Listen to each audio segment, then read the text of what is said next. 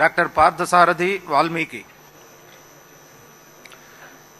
Doctor Parthasarathi Valmiki అని నేను శాసనసభ్యుడిగా ఎన్నికైనందున శాసనం ద్వారా నిర్మితమైన భారత రాజ్యాంగం పట్ల నిజమైన విశ్వాసం, విధేయత చూపుతానని, భారతదేశ సార్వభౌమాధికారాన్ని, సమగ్రతను కాపాడుతానని, నేను స్వీకరించబోయే కర్తవ్యాన్ని శ్రద్ధాశక్తులతో నిర్వహిస్తానని దైవసాక్షిగా ప్రమాణం చేస్తున్నాను.